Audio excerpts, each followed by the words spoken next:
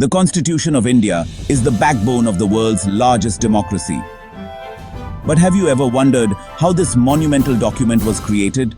It wasn't just written overnight. It was a labor of love, intellect, and vision involving the best minds of India. Today, let's take a journey through time to understand the incredible process of how the Indian Constitution came to life.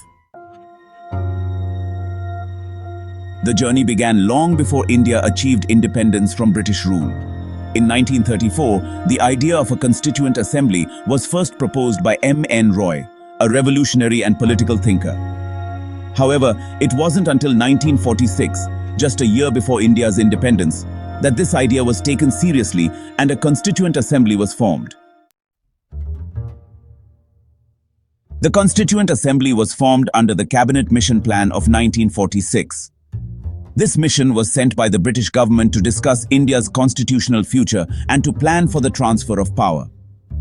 The Assembly's task was to draft a constitution that would lay the foundation for a free and democratic India. Now, let's talk about the composition of the Assembly. In its initial form, the Constituent Assembly had 389 members.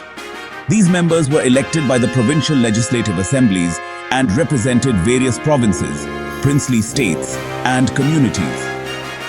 The seats were divided as follows: 292 from British provinces, 93 from princely states, and 4 from chief commissioners' provinces. Out of these 389 members, the seats were also divided along communal lines. 296 seats were for the general population and 93 seats were reserved for princely states. However, the communal representation system was a significant point of contention. Seats were further allocated based on religion: 80 for Muslims, 69 for scheduled castes. As we all know, August 15, 1947 was a pivotal moment in Indian history, the day we gained independence. But this also brought significant changes to the Constituent Assembly. The partition of India and Pakistan led to the withdrawal of members from Pakistan's territories. As a result, the number of members in the Constituent Assembly was reduced from 389 to 299. The Constituent Assembly now had the monumental task of framing the constitution of an independent India. It was led by prominent figures such as Dr. Rajendra Prasad, the President of the Constituent Assembly, Jawaharlal Nehru, Sardar Vallabhbhai Patel, Maulana Abul Kalam Azad, Dr. B.R. Ambedkar, the chairman of the drafting committee, who played a crucial role in drafting the constitution. The first meeting of the Constituent Assembly was held on December 9, 1946, even before India was officially free. In this meeting, Dr. Sachchidananda Sinha was chosen as the temporary president of the Assembly. However, the real work started in earnest after independence. Over the course of almost 3 years, the Assembly met for a total of 11 sessions, covering 165 days of debate. Out of these, 114 days were spent discussing the details of the draft constitution.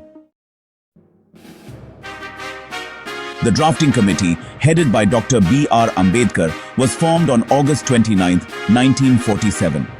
This committee was tasked with preparing a draft constitution for India. The draft was submitted to the Constituent Assembly on 4th of November 1948. And then, well, the real debates began. Every provision was discussed thoroughly, and the Assembly took inspiration from various sources, including the constitutions of other countries. Yet, it aimed to create something truly unique, suited to the diverse and complex needs of India. 26th November 1949. The Constitution was finally adopted by the Constituent Assembly. This day is now celebrated as Constitution Day in India. 26th of January 1950.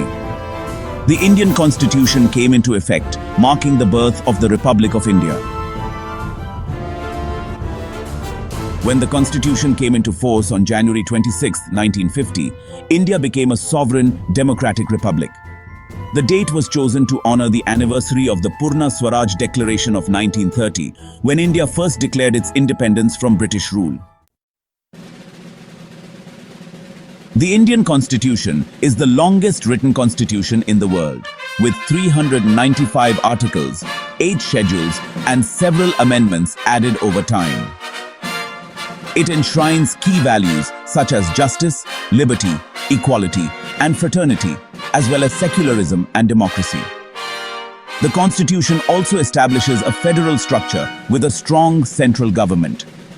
It was designed to ensure that the dreams of millions of Indians for freedom, dignity, and equal rights were protected by law. The making of the Indian Constitution was a laborious and challenging process, but it laid the foundation for the vibrant democracy we enjoy today. The Constituent Assembly, with its visionary leaders, gave us a document that continues to guide the nation even after more than 7 decades. Thank you for joining me on this journey. If you found this video informative, don't forget to like, share, and subscribe for more content on India's incredible history and legacy.